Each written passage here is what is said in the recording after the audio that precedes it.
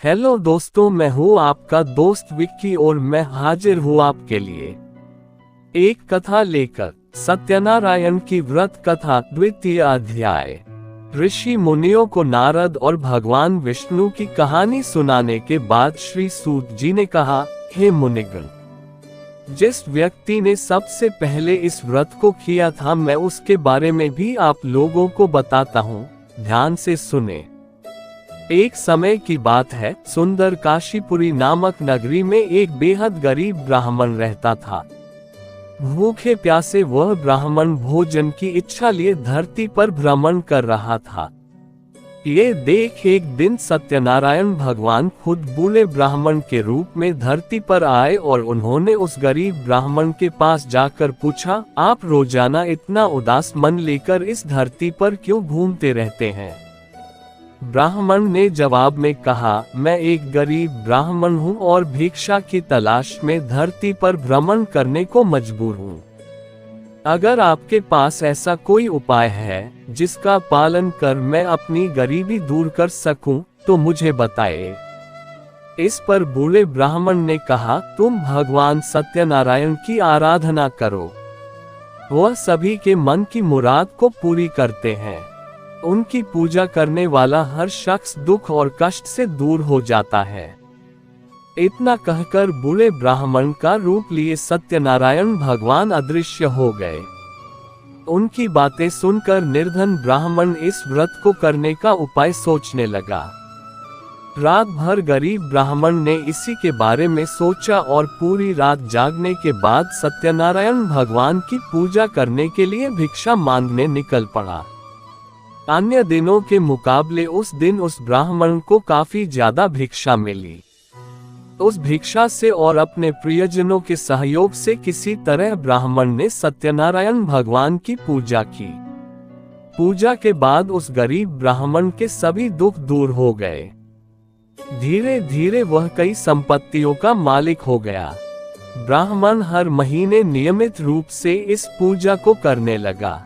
श्री सूत ने कहा, इस तरह से जो कोई भी सच्ची श्रद्धा के साथ श्री सत्यनारायण भगवान की पूजा करेगा, वह सभी प्रकार के दुखों और पापों से मुक्ति पा सकेगा।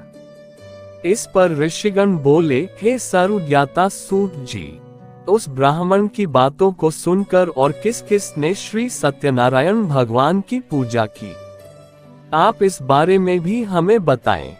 फिर सूत जी ने आगे कहा, इस व्रत को जिन लोगों ने भी किया, मैं उन सभी के बारे में आप लोगों को बताता हूँ। ध्यान से सुने। एक बार वह गरीब ब्राह्मण धन और संपत्ति की प्राप्ति के बाद अपने परिजनों के साथ इस व्रत को करने की तैयारी कर रहा था।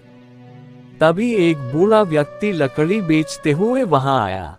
उसने लकड़ियों को बाहर रखा और स्वयं ब्राह्मण के घर के अंदर चला गया। प्यास से तड़पता वह लकड़ी बेचने वाला जब घर के अंदर आया तो उसने देखा कि ब्राह्मण पूजा पर बैठा हुआ था। उसने ब्राह्मण को नमस्कार किया और पूछा, हे मुनिवर, आप ये कौन सा तप कर रहे हैं और इसे करने से क्या फल मिलेगा? लकड़हारे के सवालों का उत्तर देते हुए ब्राह्मण ने कहा, यह व्रत श्री सत्यनारायण भगवान का है। इसे करने से मन की इच्छा पूरी होती है। इसी व्रत का पालन करके मुझे धन की प्राप्ति हुई है। ब्राह्मण से इस व्रत के बारे में सुनकर लकड़हारा बेहद खुश हुआ। उसने चरणामृत व प्रसाद ग्रहण किया और तुरंत अपने घर चला गया। घर पहुंचकर उसने निश्चय किया कि किसी भी हाल में वह भी श्री सत्यनारायण भगवान की पूजा करेगा। इसके लिए वह लकड़ी बेचने उस नगर जा पहुंचा जहां अधिक संख्या में अमीर लोग रहते थे। वहां उससे पहले के मुकाबले अधिक धन मिला। इसके बाद उस लकड़हारे ने कमाए हुए धन से गेहूं का आटा, केला, घी, शक्कर, दूध सहित सत्यनारायण व्रत में लगने वाली सभी सामग्रियों को खरीदा।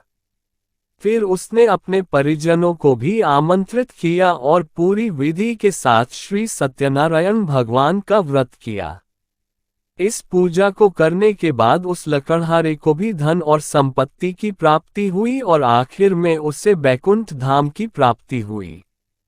इस प्रकार सत्यनारायण कथा का दूसरा अध्याय खत्म हुआ। हमारे चैनल को लाइक और सब्सक्राइब जरूर करें। धन्यवाद।